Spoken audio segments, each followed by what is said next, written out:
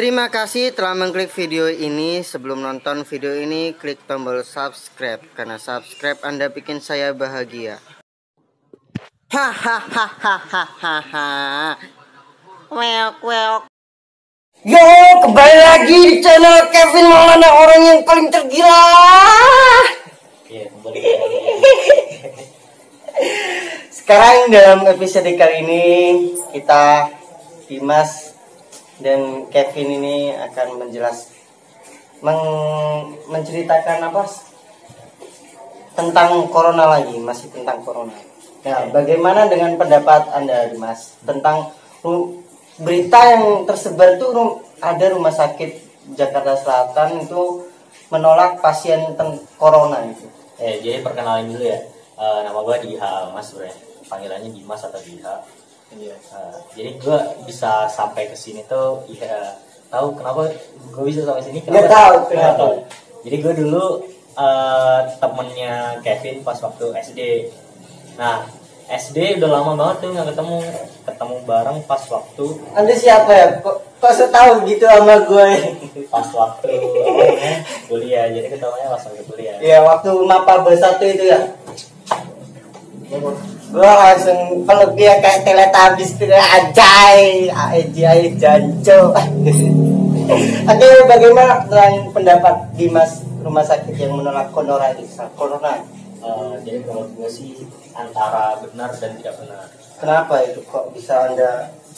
Kenapa benar? Karena menurut gue setiap rumah sakit punya haknya sendiri untuk menolak dan menerima pasien.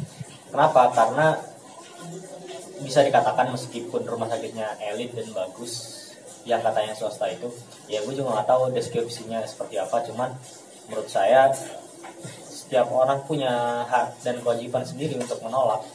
Nah, mungkin kapasitas rumah sakit sendiri tidak bisa memadai ataupun mereka masih belum siap tentang APD-nya, tentang buat isolasi dan sebagainya. Nah, tetapi salahnya tuh terletak pada ketika rumah sakit membiarkan pasien tersebut, ya udah dibiarin gitu aja. Sebenarnya kalau rumah sakit mampu, langsung diajak untuk dirujuk ke rumah sakit yang dipilih sama pemerintah. Oh, berarti rumah sakit itu termasuk menolak argumentasi Bapak Jokowi kan tentang yang semuanya corona bisa penangani. Kan iya. Bapak Jokowi hanya bilang kalau sakit silahkan diperiksa ke rumah sakit terdekat. Nah, setelah diperiksa, kalau rumah sakitnya mampu, katakanlah gini, seumpama saya ada di sebuah pedalaman dan rumah sakitnya tidak mampu, apakah saya harus memaksakan rumah sakit tersebut untuk menolong saya, sedangkan ya rumah sakit tersebut tidak mampu gitu? Ya menurut saya tergantung dari rumah sakitnya sendiri sih, seperti itu. Nah, pun dari pemerintah harusnya mawas diri sebelum virus corona menyebar di Indonesia. Sebenarnya dari situ sebenarnya kita bisa lihat kinerja pemerintah tuh dari penanganan virus corona saat ini. Kita tuh bukan kelinci percobaan, men. Iya. Dan sebenarnya saya tuh emosi tentang rumah sakit yang menolak pasien yang kena corona itu. Kenapa? Karena semua dokter itu seharusnya meneliti dan menolong orang itu gitu. Kan mencegah lebih baik daripada mengobati. Nah, mencegah lebih baik daripada mengobati. Nah, karena sekarang ada social distance, sebenarnya jarak buat kita sendiri, kita kasih jarak ya teman-teman. Kenapa? Karena mencegah itu lebih baik dari mengobati. Nih kalau kita masih tidak takut dan masih sering keluar untuk main dan nongkrong dan sebagainya, lebih baik kita di rumah saja, nonton video, nonton drakor, daripada kita ikut menularkan gitu virusnya. Lebih baik kita mencegah seperti bener. Cuman nggak semua dokter bisa mengobati, men.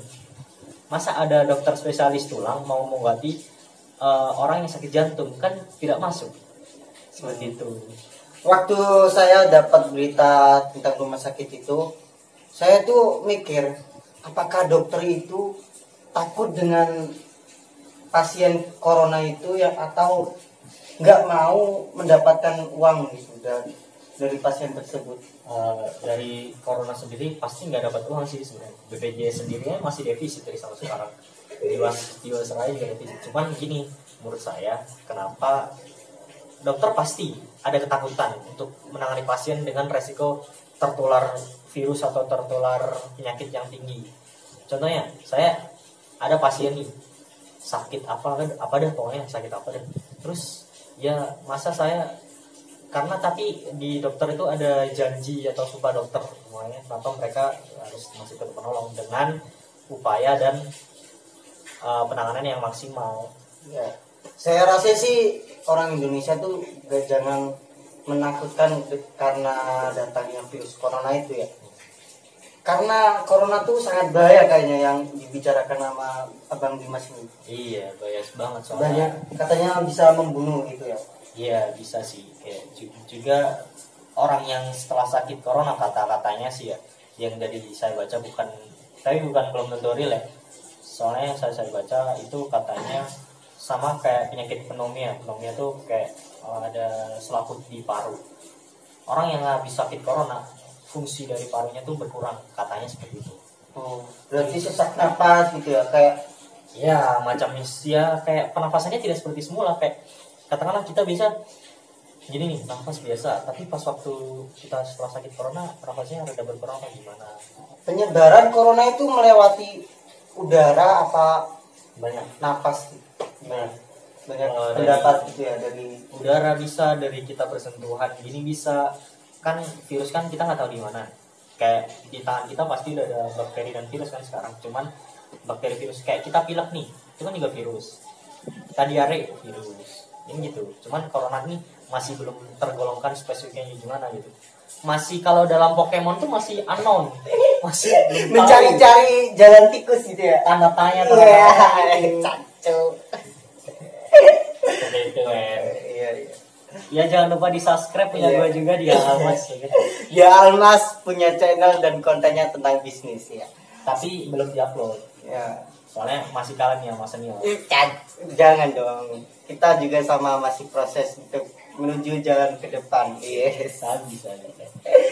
Ya, apakah Dimas ini menjalani bisnis ini berapa lama gitu? Gue jalanin bisnis sebenarnya dari 2017, cuman sekarang sih masih mulai lagi ya. Dari 2017. Berarti 2017 itu udah mulai. Cuman gue dulu sempat vakum 2 tahun gitu men. Kayak mager Tobat gitu. mager anjir. Mager kenapa tuh tentang bisnis? Apakah bosen?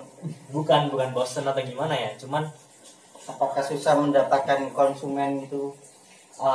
lebih ke ini sih, gue dulu kenapa mager karena gue masih belum masuk univ men.